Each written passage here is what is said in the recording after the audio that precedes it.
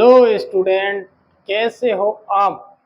ये है आपकी एक्सरसाइज 1.1 का लास्ट मार्क क्वेश्चन। देखिए, नीचे दिए गए कथन सत्य हैं या असत्य, मतलब गलत हैं या सही, ये आपको जानना है, पहचानना है। कारण के साथ अपने उत्तर दीजिए। तो देखिए, हमने आपको बताया कि प्राकृतिक संख्या क्या होती है। 1 2 3 4 डॉट डॉट डॉट अनंत तक तो जाएगी, वो प्राकृतिक संख्या होगी। पूर्ण संख्या, यदि प्राकृतिक संख्या में जीरो को शामिल कर लिया जाए तो वो पूर्ण संख्या कहलाती है। पूर्णांक क्या होते हैं? धनात्मक, ऋणात्मक और जीरो को मिलाकर ये संग्रह होता है, वो पूर्णांक कहलाता है।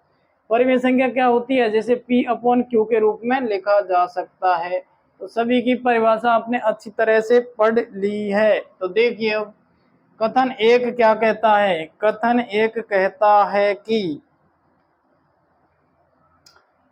कथन एक क्या कहता है बच्चों की प्रत्येक प्राकृतिक संख्या एक पूर्ण संख्या होती है। ये हमसे कह रहे हैं कि प्रत्येक जो प्राकृतिक संख्या होती है वो एक पूर्ण संख्या होती है क्या? तो हम जवाब देंगे। अब प्राकृतिक संख्या होती है 1 2 3 और पूर्ण संख्या होती है 0, यानी कि पूर्ण संख्याओं में प्राकृतिक संख्या भी आ जाएंगी, इसलिए प्रत्येक प्राकृतिक संख्या एक पूर्ण संख्या भी होगी। देखिए आंसर एक, इसको लिखेंगे हाँ, हाँ लिखेंगे हाँ, प्रत्येक प्राकृतिक संख्या। हम लिखेंगे यस, प्रत्येक प्राकृतिक संख्या एक पूर्ण संख्या होती है, एक पूर्ण संख्या होती है। क्यों होती है?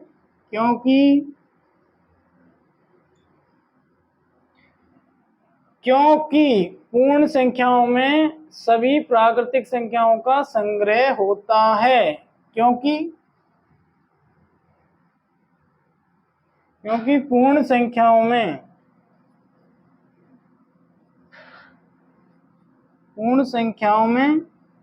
या पूर्ण संख्याओं के संग्रह में, पूर्ण संख्याओं में सभी प्राकृतिक संख्या शामिल होती हैं।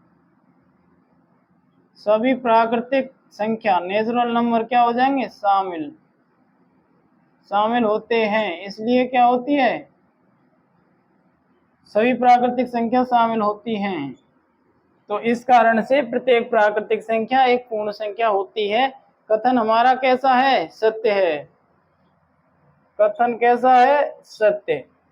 अब देखिए आंसर दो, दूसरे क्वेश्चन का जब हम आंसर देंगे तो देखेंगे कि प्रत्येक पूर्णांक एक पूर्ण संख्या होती है।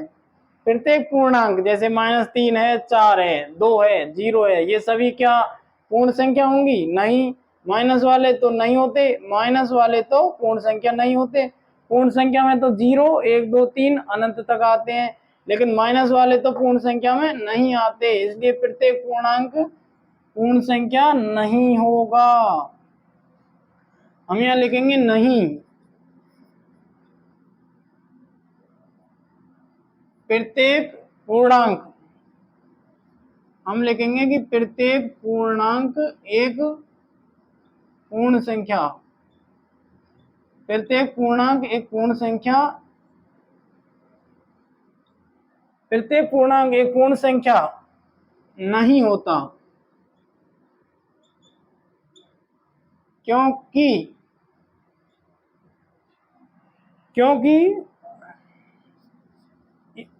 क्योंकि ऋणात्मक संख्याएं किसमें नहीं होती? पूर्ण संख्या में। क्योंकि ऋणात्मक संख्याएं पूर्ण संख्याओं में नहीं होती, क्योंकि ऋणात्मक संख्याएं पूर्ण संख्याओं में नहीं होती।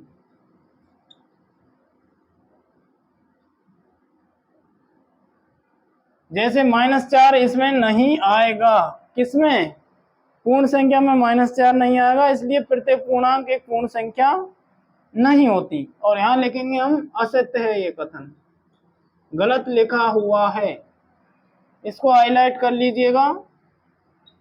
ये जवाब है अपना। सेकंड, थर्ड है प्रत्येक परिमेय संख्या, यानी जैसे P/Q के रूप में लिखा जा सकता है। क्या प्रत्येक परिमेय संख्या एक पूर्ण संख्या होगी? नहीं, प्रत्येक परिमेय संख्या पूर्ण संख्या क्यों होगी? क्योंकि पूर्ण संख्या तो 0, 1, 2, 3, 4 अनंत तक होती है, और परिमेय संख्या तो P अपन Q के रूप में लिखी जाती है। तो प्रत्येक परिमेय संख्या पूर्ण संख्या कैसे हो जाएगी? और प्रत्येक पूर्णांक एक पूर्ण संख्या नहीं होगा, क्योंकि पूर्णांक में तो माइनस वाले भी आएंगे और पूर्ण संख्या में तो माइनस वाले नहीं आते। पहला कथन सत्य है, बाकी ये दूसरा तीसरा दोनों गलत हैं। देखिए अब यहां हम लिख देते हैं कि नहीं, यहां लिखेंगे नहीं, नहीं, प्रत्येक परिमेय संख्या एक पूर्ण संख्या नहीं होती। प्रत्येक परिमेय संख्या, प्रत्येक परिमेय संख्या एक पूर्ण संख्या, प्रत्येक परिमेय संख्या एक पूर्ण संख्या क्या नहीं, नहीं होगी, पूर्ण संख्या नहीं होती। और ये क्या हो जाएगा? असत्य। जैसे यहाँ पर हम देखते हैं कि प्रत्येक प्राकृतिक संख्या एक पूर्ण संख्या होती है, यानी सभी जो प्राकृतिक संख्याएं होती हैं 1, 2, 3, 4, 5, 6, 7, 8 अनंत तक, ये सारी संख्याएं पूर्ण संख्या भी होती हैं और प्राकृतिक संख्या तो ये है ही। तो जो सारी प्राकृतिक संख्याएं वो किस में आ जाएंगी? पूर्ण संख्याओं के अंदर आ जाएंगी। और प्रत्येक पूर्णांक एक पूर्ण संख्या होता है सभी पूर्णांकों में, यानी प्रत्येक पूर्णांक एक पूर्ण संख्या होता है।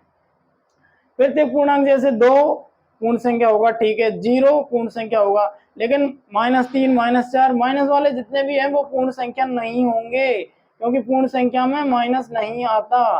पूर्ण संख्या में तो 0, 1, 2, 3, 4 अनंत तक आते हैं। प्रत्येक परिमेय संख्या होती है जिसे P/Q के रूप में लिखा जा सकता है। प्रत्येक परिमेय संख्या एक पूर्ण संख्या होती है, प्रत्येक नहीं होती, कुछ होती है। जैसे मैं कह दूं कि 2, तो 2 को 2/1 लिखा जा सकता है, तो 2/1 यानी कि 2 एक पूर्ण संख्या है, 0/1 एक पूर्ण संख्या है। लेकिन मैं कह दूं कि 1/2 एक पूर्ण संख्या नहीं है, क्योंकि 1/2 तो पूर्ण संख्याओं में आता ही नहीं। इसलिए हम कह सकते हैं कि एक कथन असत्य है, एक कथन सत्य है, बाकी 2 क्या हैं? असत्य हैं। पूर्ण रूप से आप इसको लिख लीजिए, कंप्लीटली आपकी समझ में आ गया होगा।